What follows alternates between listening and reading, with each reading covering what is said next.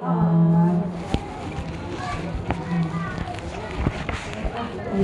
materi yang akhirnya semoga apa yang kita ucapkan dibenarkan oleh ketiga Allah Subhanahu wa Ta'ala.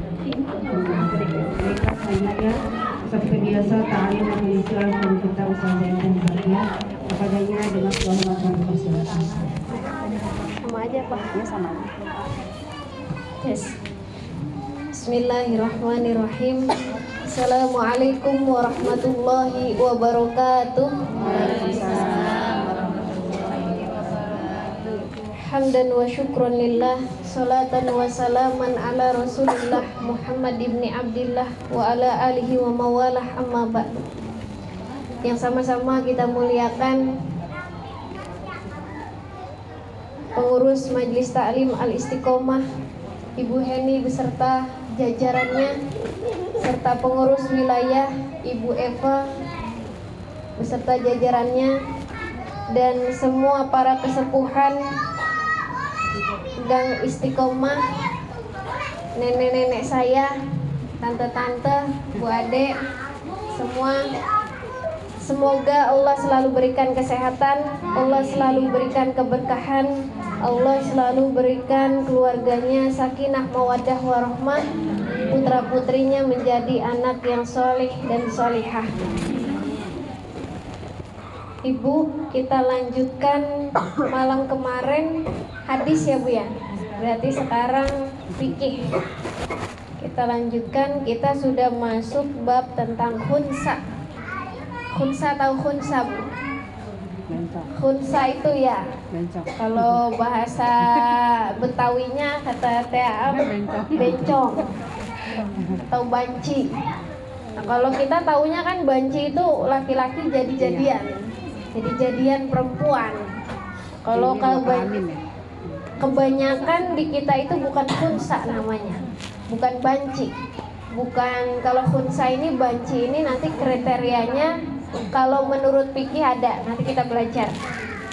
Kita tawasul dulu ila hadratin Nabi Mustafa Muhammadin sallallahu alaihi wasallam wa alihi wa ashabihi wa azwajihi wa dzurriyyati wa ahli baiti wal anbiya'i wal mursalin wal awliya'i wa syuhada'i was sholihin wal ulama'i wal musannifin wa jami'il malaikatil muqarrabin wa khususan ilal mu'allif hadzal kitab. Al-Fatihah. A'udzu billahi minasy syaithanir rajim. Bismillahirrahmanirrahim. Alhamdulillahi rabbil alamin arrahmanir rahim maliki yaumiddin. Iyyaka na'budu wa iyyaka nasta'in ihdinas siratal mustaqim siratal ladzina an'amta 'alaihim ghairil maghdubi 'alaihim waladdallin. Rabbighfir lana wa liwalidayna amin. Jadi kalau kata guru saya, kalau mau ngaji tawasul dulu buat guru. Jadi ibu kalau saya diam boleh sebutin tuh gurunya masing-masing. Karena ilmu itu, belajar itu kalau belum ngirimin Fatihah untuk gurunya kurang abdol. Atau paling enggak mu'alif kita, pengarang kitab dan guru kita. Ya. Jadi biar nanti nyambungnya bukan nyambung secara fisik saja, tapi nyambung juga secara batin. Kita belajar tentang khunsa. Jadi kalau khunsa itu bahasa Indonesianya, khunsa boleh dibilang tadi banci atau bencong. Tapi banci bencong ini biasanya kalau di Indonesia bahasanya dia punyanya kelamin satu, laki-laki, hanya dia jadi-jadian, menyamar jadi perempuan. Pagi-pagi kerja, malam-malam berubah. Siang Yanto, malam Yanti. Iya.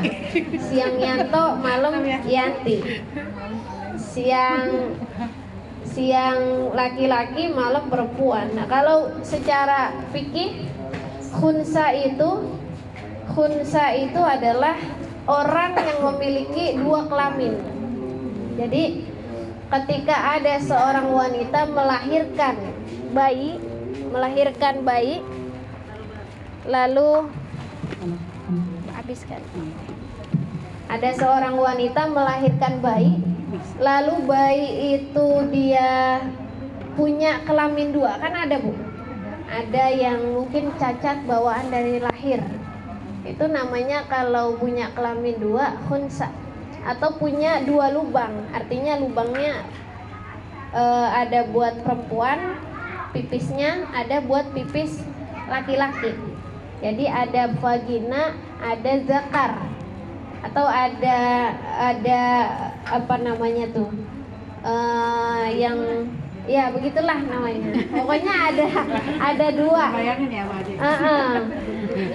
Jangan dibayang-bayangin, udah kebayang sih. Iya.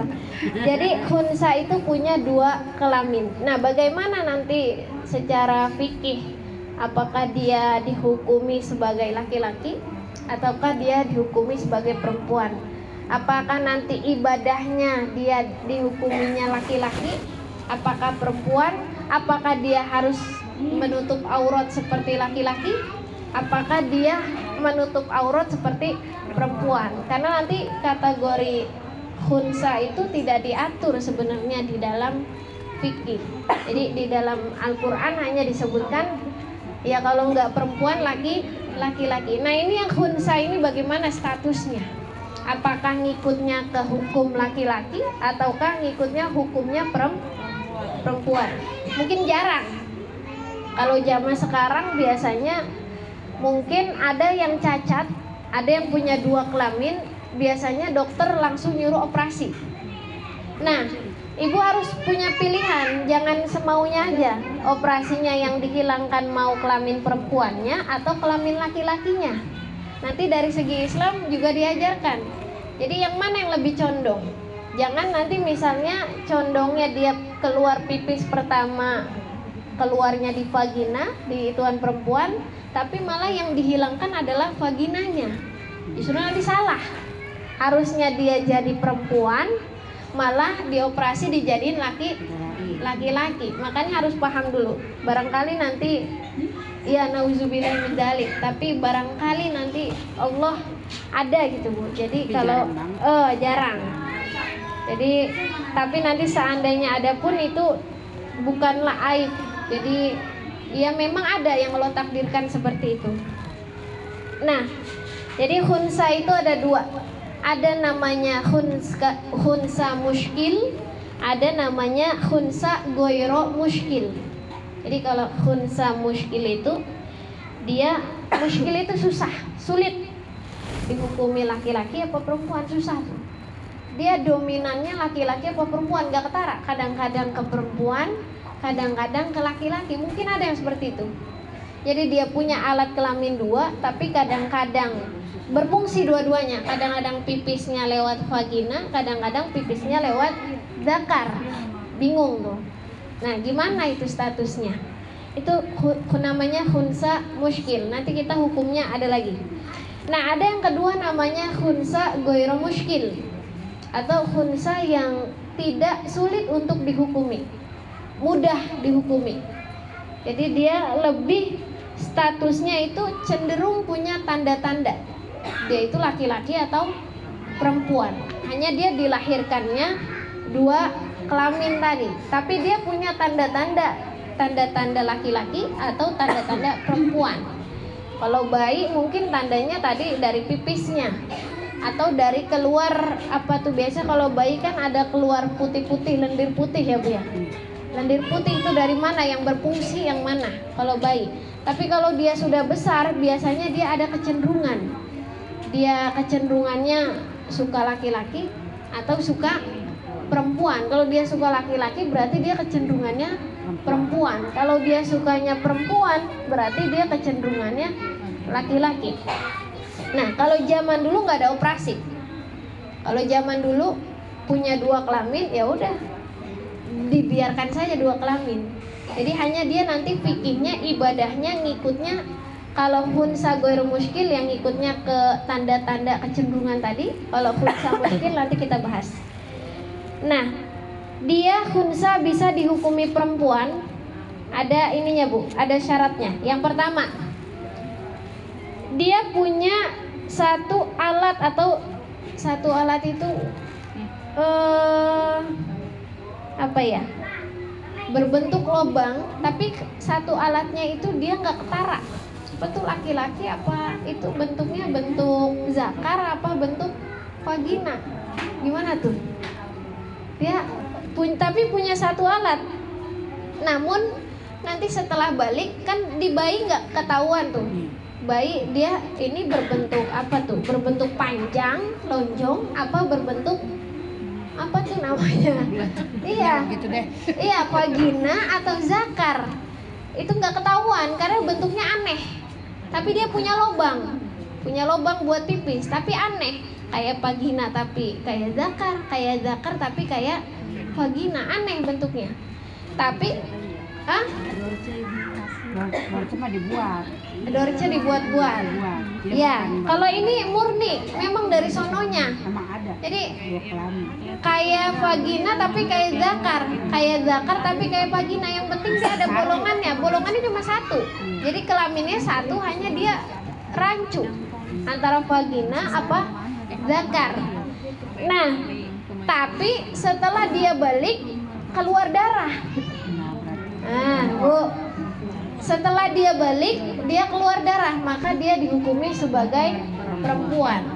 Maka dia harus menutup aurat sesuai dengan auratnya perempuan. Padahal pas sebelum balik dia nggak tahu tuh dia laki-laki apa perempuan, karena lubangnya satu tapi dia nggak mirip seperti vagina, mirip juga seperti zakar, panjang tapi begitu kayak ini, itu ada, tapi dia satu lubang. Nah, kalau dia balik misalnya di umur 9 tahun keluar darah, berarti dia dihukumi sebagai perempuan. Nah, kalau dia dihukumi sebagai perempuan, maka nanti juga ketika dia menjadi imam nggak boleh ngimamin laki-laki, karena dia statusnya perempuan. Ya kalau ada laki-laki yang normal, yang imam ya laki-laki normal dibanding khunsa. Atau misalnya ada misalnya perempuan semuanya. Kalau perempuan semuanya dia jadi imam boleh nggak, Bu? Boleh. Boleh.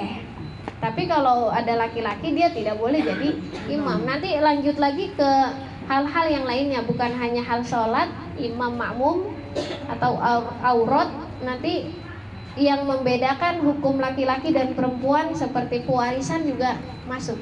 Jadi hukum ahli waris kan perempuan beda sama laki-laki. Perempuan bagiannya setengah, laki-laki bagiannya satu, atau laki-laki bagiannya 2, perempuan bagiannya 1. Iya. Jadi nanti sama, ini hukumnya merembet nanti hukumnya ke yang kategori yang lain. Nah, dia jadi dihukumi sebagai perempuan kalau ketika balik dia keluar darah, atau pas dia menikah dia hamil. Nah, maka dia hukumnya sebagai perempuan. Nah, kalau menikahnya sama laki-laki gimana nih? Nah, kalau menikahnya sama laki-laki ya beda lagi ceritanya. Nah, jadi biasanya sebelum dia menikah itu dia sudah ketahuan tuh condongnya perempuan atau condongnya laki-laki. Emang khunsa bisa hamil? Bisa. Kalau dia perempuan, kalau dia condongnya sebagai perempuan dia bisa hamil, dia bisa haid. Tapi kalau dia condongnya sebagai laki-laki, dia nggak haid, dia juga tidak hamil. Hanya mungkin nanti dia mengeluarkan mani tadi. Nah, yang kedua, sama dia punya satu lubang, sama kayak tadi tuh, Bu. Lubangnya itu samar, apa perempuan apa laki-laki. Tapi dia nggak haid, nggak hamil. Tapi dia ketika sudah sudah balik, tidak haid dan tidak hamil, tapi dia punya kecondongan suka sama laki-laki. Jadi punya kecondongan suka sama laki-laki. Dia nggak bisa haid, nggak hamil, tapi dia condongnya sama laki-laki. Berarti dia hukumnya sebagai perempuan kalau menurut Imam Syafi'i.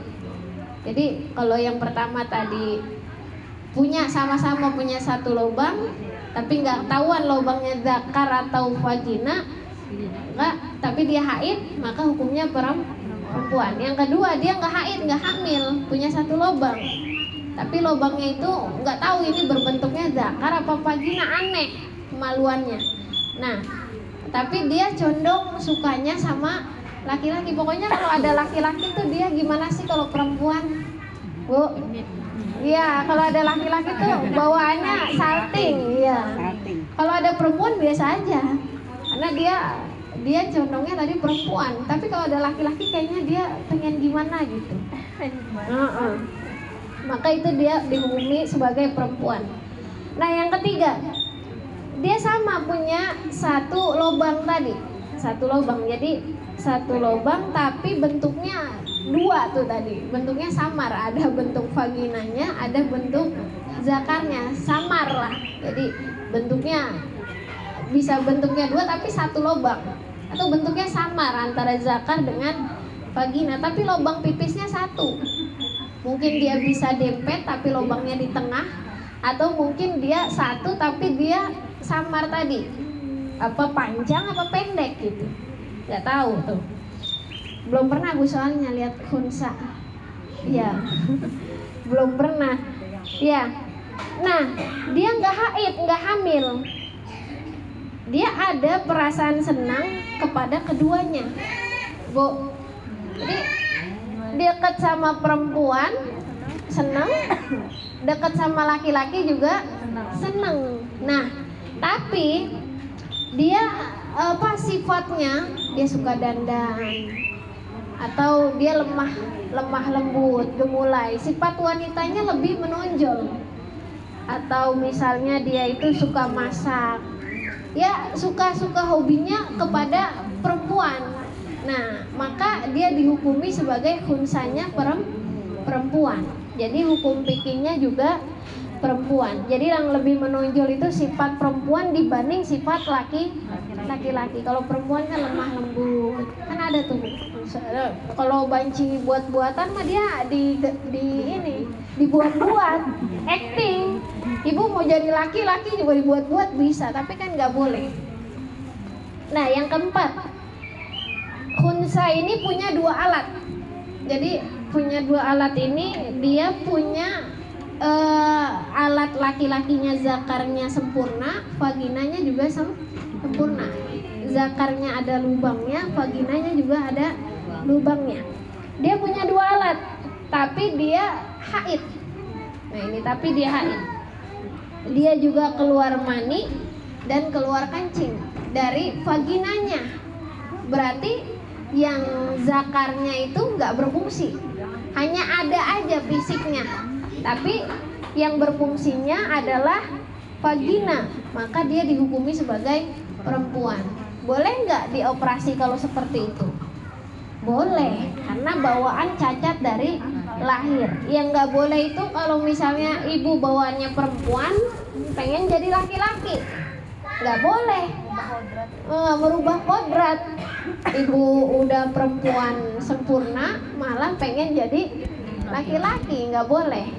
Nah kalau ini dia beda, dia ada dua memang, tapi yang berfungsi vaginanya. Apa zakarnya nggak berfungsi, boleh-boleh saja zakarnya dibuang, di vaginanya saja, maka dihukumi sebagai perempuan. Yang kelima, dia sama punya dua alat, dia keluar kencing atau mani dari keduanya. Nah kalau tadi kan yang satu nggak berfungsi tuh Bu, zakar. Kalau ini kadang-kadang di vagina, pipisnya di lubang vagina, kadang-kadang di lubang zakarnya. Nah, kadang-kadang di laki-lakinya, kadang-kadang di perempuannya. Namun yang pertama keluar nih Bu, kencingnya itu dari vaginanya. Paham nggak nih maksudnya?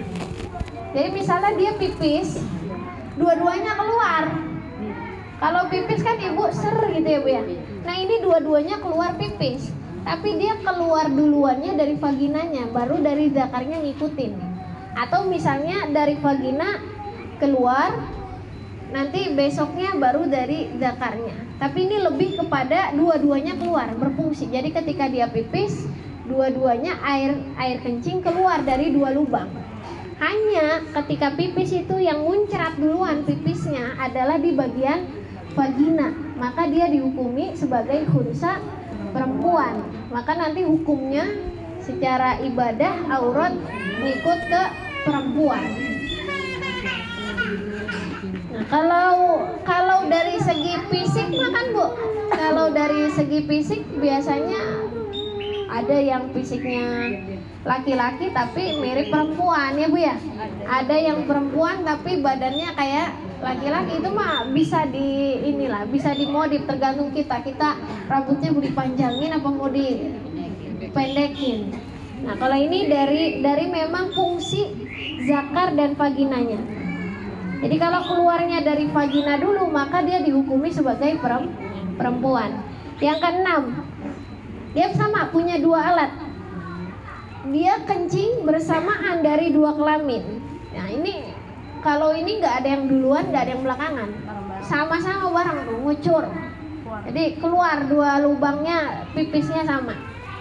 Tapi dia punya perasaan senang kepada laki-laki. Nah, ini Bu, punya perasaan senang kepada laki-laki. Kayaknya kalau ngelihat laki-laki tuh ganteng banget ya. Kalau ngelihat laki-laki tuh ya kayaknya salting tadi. Maka dia dihukumi sebagai khunsa perempuan atau khunsa goiru muskil. Goiru muskil itu tidak sulit, bahwa dia bisa dikategorikan sebagai perempuan. Nah, yang terakhir Ibu, dia punya 2 alat, keluarnya secara bersamaan, tapi dia juga senang sama laki-laki dan perempuan. Dia punya 2 alat, 2 alatnya semua berfungsi, senangnya juga laki-laki senang sama perempuan senang. Jadi gimana tuh? Laki-laki senang sama perempuan senang, 2 alatnya berfungsi. Nah, namun nanti sifat perempuannya lebih menonjol dari pria. Misalnya tadi hobinya lebih menonjol dari pria, atau passionnya seperti dia perempuan, passionnya, maka dia dihukumi sebagai perempuan.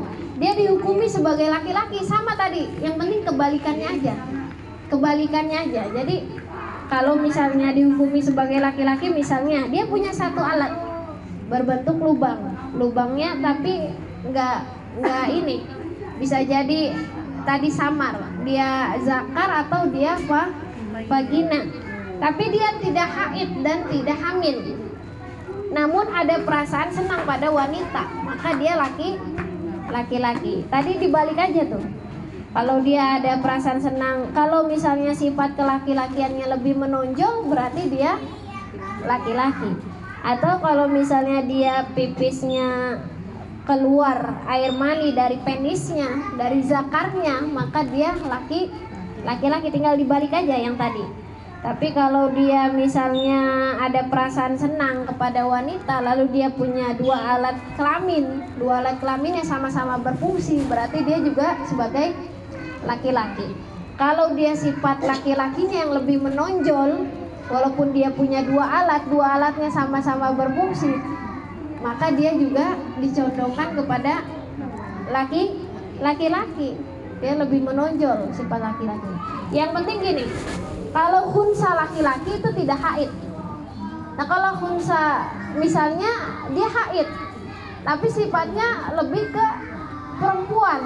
Nah, gimana tuh?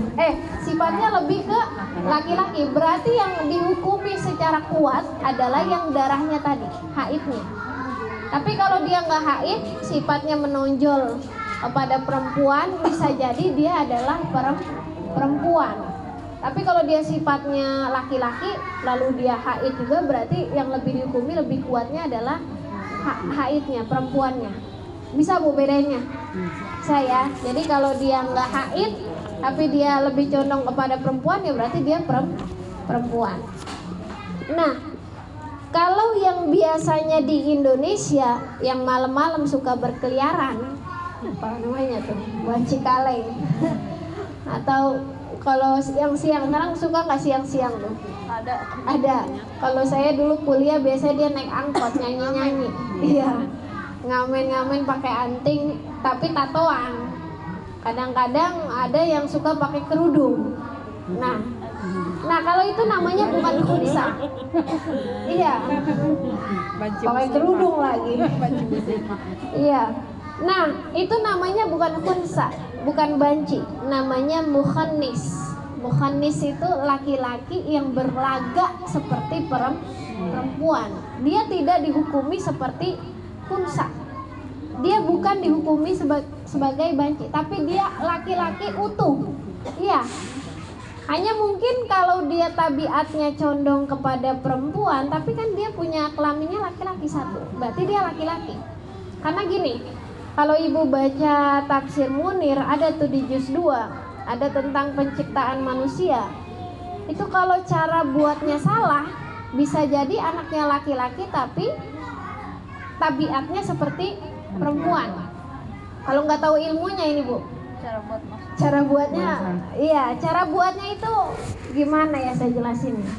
Jadi gini, kalau misalnya seorang laki-laki, ibu kan sebenarnya cara membuat anak itu juga ada ininya, ada ajarannya, ada namanya, ada panduannya. Ada panduannya Bu. Ibu bisa baca di kitab Fathul Hijar. Kalau belajar nanti itu Fathul itu buka, Hijar itu sarung, buka sarung. Itu kitab buka sarung itu, iya. Dijelasin itu perempuan.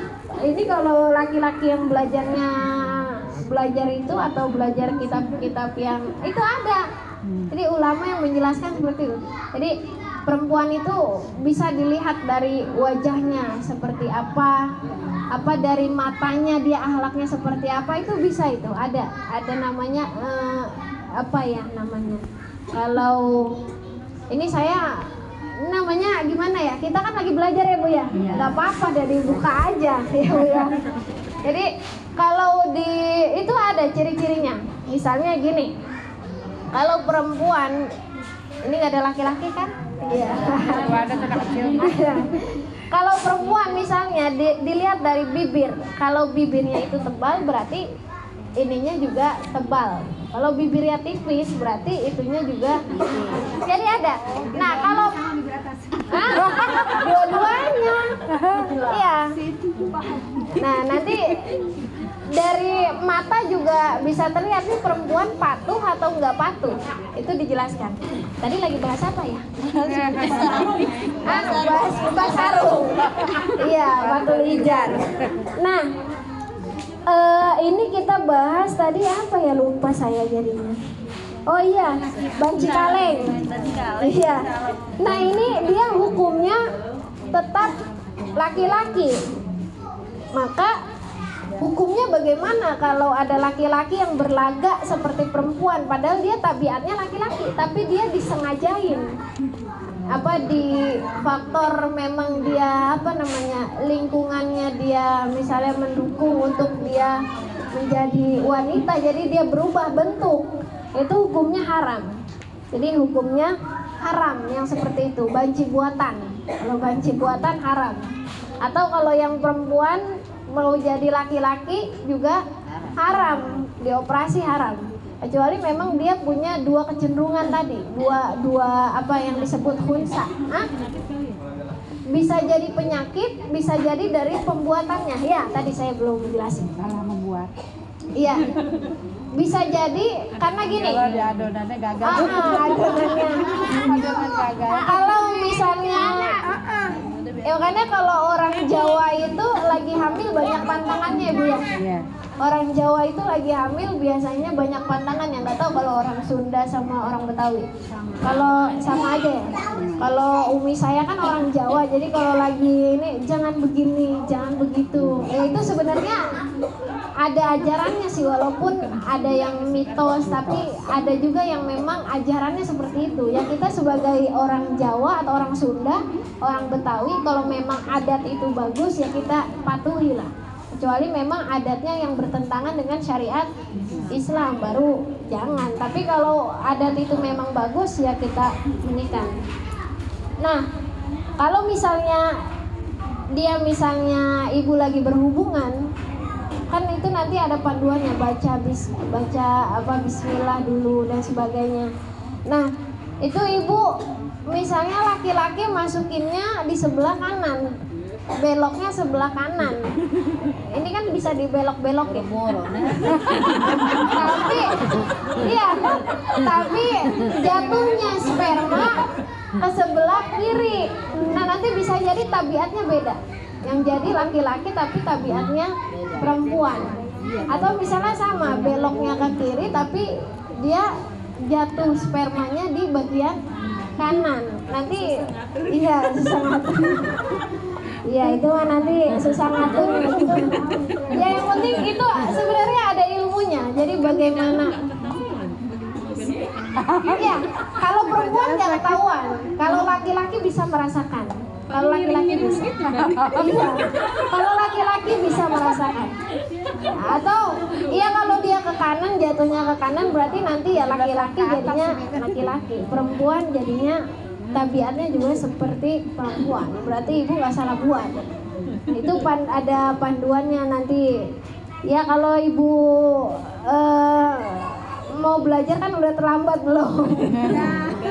Iya. Udah nggak mau bikin anak lagi nih. Iya. Jadi yang masih mau buat anak, iya.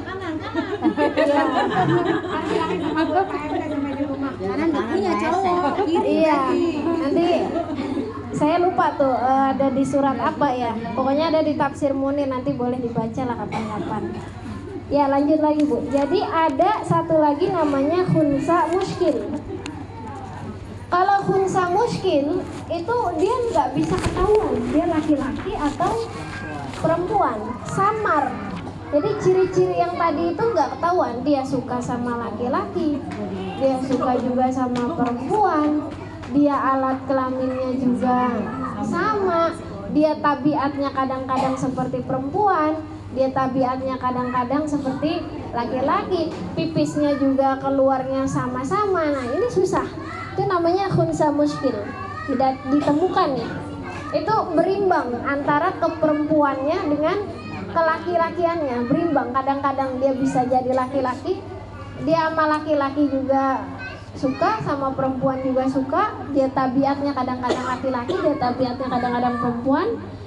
Nah tapi dia sulit dinilai gini. Tapi ada misalnya yang misalnya tumbuh jenggot ya Bu ya, ada tiba-tiba atau payudaranya gede, payudaranya gede. Atau misalnya apa lagi ya yang tanda-tanda perempuan sama laki-laki? Jakun. Iya, ini ada Jakun. Apa jakun tuh? Nah, dia ada jakun. Apakah kalau ada jakun berarti Neng karena dia laki-laki dan perempuannya seimbang lalu bisa dikatakan dia laki-laki? Apakah misalnya ketika dua-duanya itu seimbang, tabiatnya juga seimbang, sukanya juga sama laki-laki sama perempuan, tapi dia payudaranya gede lalu dia dihukumi sebagai perempuan? Kalau menurut pendapat ulama yang kuat, itu ciri-ciri fisik itu nggak bisa.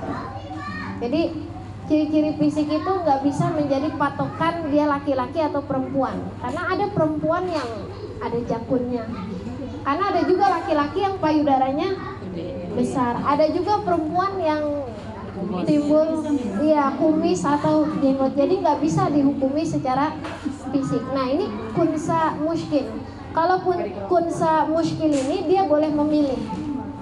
Jadi kalau khunsa muskil, dia mungkin kalau tabiatnya yang memang udah dari sananya, dia pilih mau apa sebagai laki-laki atau perempuan, karena sudah dari sononya susah diinin, pokoknya seimbang lah. Kelaminnya juga kadang-kadang kalau ngelihat perempuan zakarnya berdiri misalnya, kalau ngelihat laki-laki dia itu, nah itu khunsa muskil. Kalau khunsa muskil nanti dia baru karena sulit, darurat, jadi dia nanti secara fikih boleh memilih. Tapi kalau khunsa ghairu muskil, ya kalau haid berarti cewek. Kalau haid memang udah jelas dia berarti khunsanya perempuan. Atau dia keluar mani dari zakar, dari penis, berarti otomatis dia laki-laki. Kalau ini dia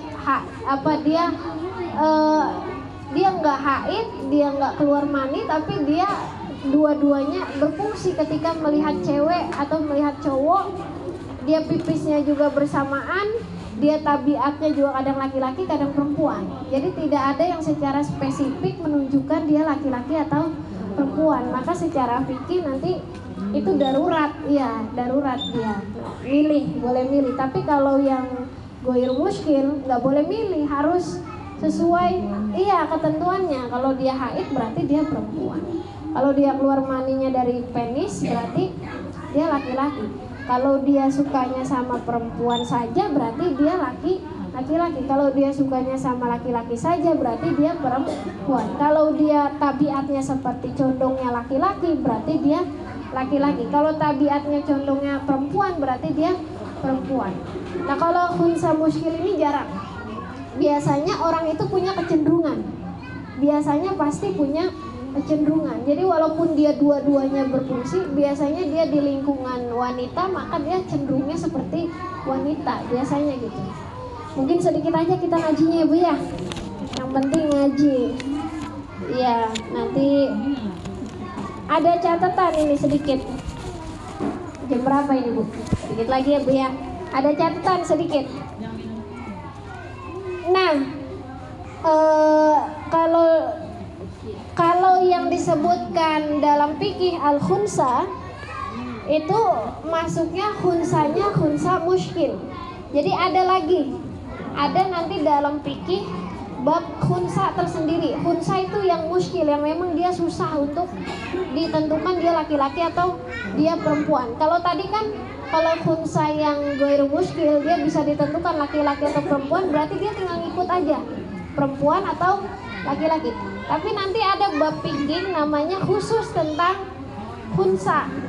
Nah, tadi walaupun suruh memilih, boleh memilih karena darurat dia nggak tahu. Tapi kalau dia sudah belajar fikih tentang bab khunsa, maka dia harus mengikuti ketentuan sebagai khunsa.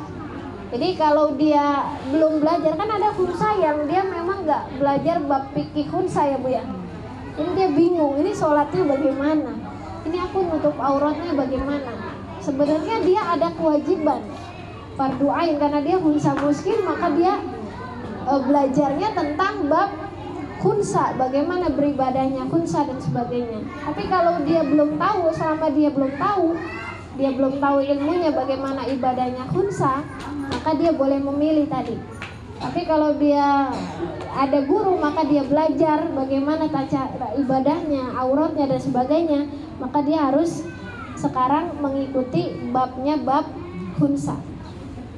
Nah, jadi kalau bab khunsa muskil ada lagi gini Bu. Kalau menurut jumhur ulama itu kalau memang susah banget diposisikan dia sebagai laki-laki atau perempuan, maka kalau ulama yang ikhtiyat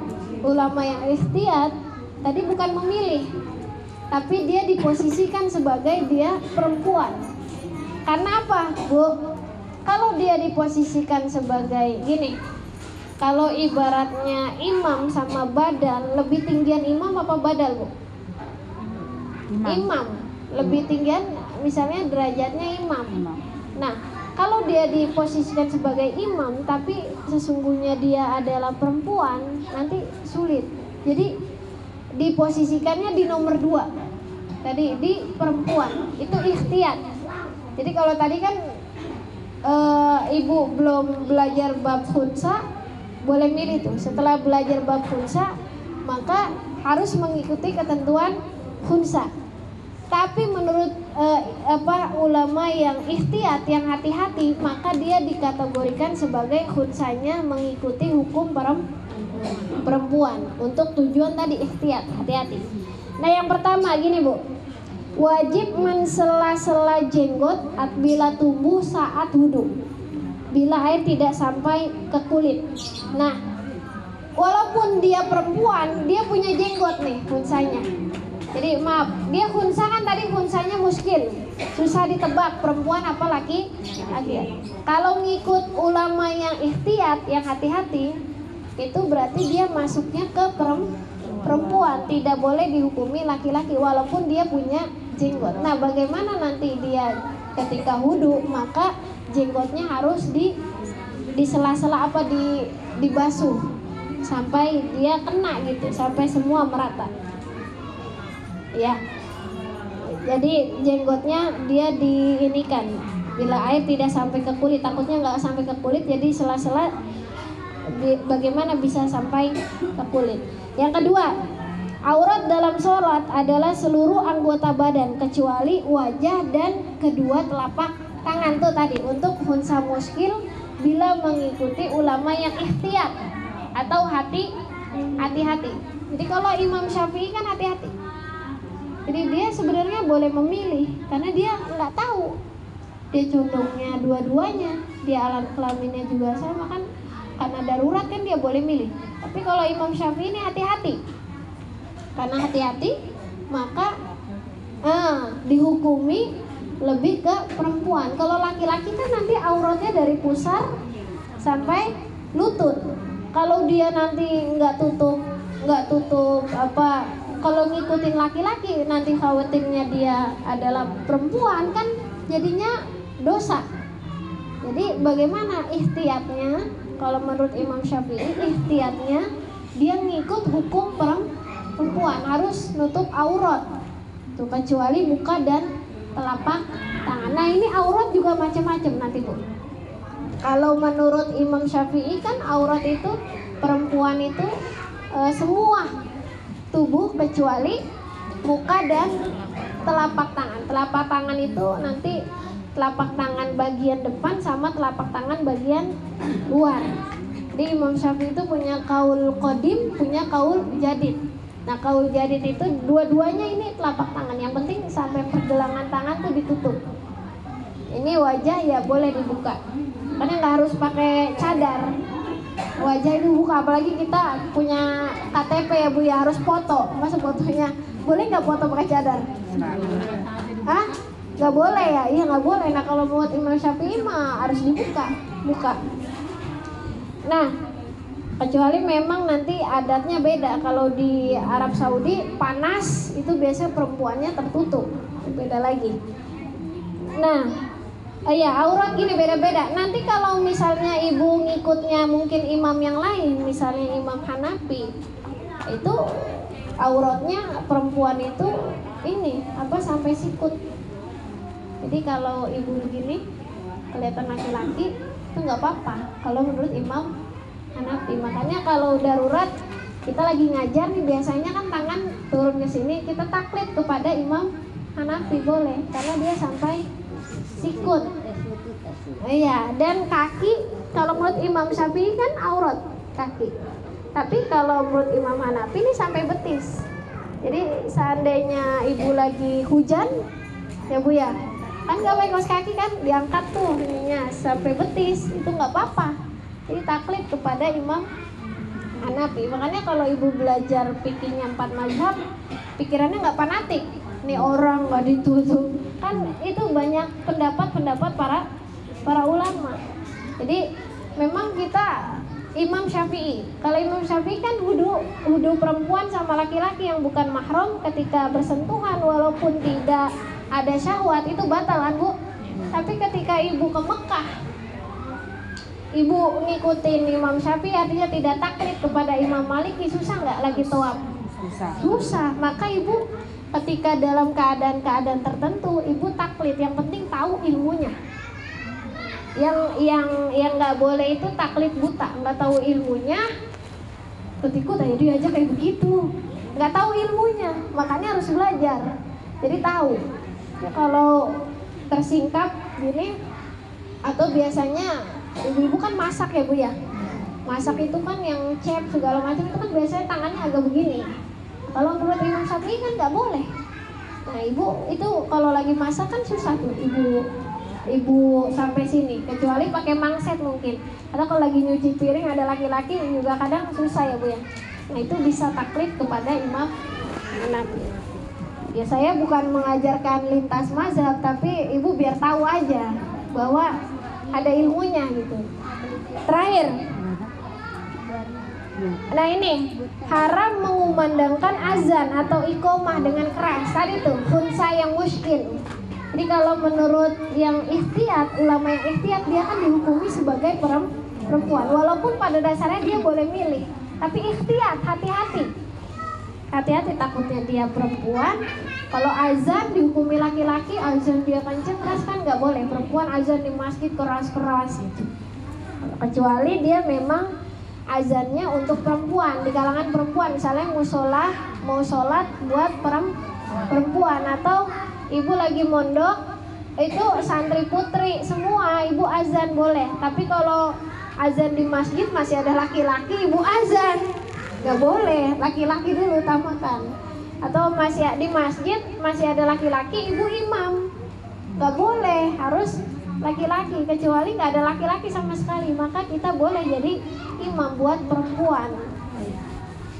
Nah, jadi kalau buat azan buat ke perempuan silakan, tapi suaranya juga ya ini aja, sebatasnya aja, nggak usah sampai teriak-teriak kencang sampai habis ini nih apa nih namanya pita suaranya sampai iya, jangan berlebihan juga. Nah, kalau yang hukum khusus ada di beberapa masalah, misalnya ini tanggung banget ini kalau nggak saya terusin ya. Terusin dikit ya Bu ya. Misalnya dalam masalah keluarnya sesuatu dari kubul itu jalan depan, bisa dihukumi batal wudunya untuk yang berkelamin dua bila sudah keluar sesuatu dari kedua alat kelaminnya.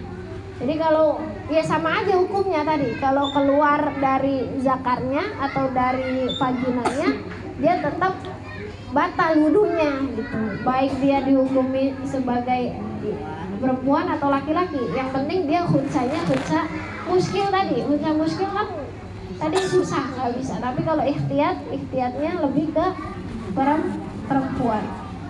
Nah, kalau dalam masalah bersetubuh, nah ini, dan keluar air mani untuk yang berkelamin dua, jadi keluar dua-duanya, gimana nih?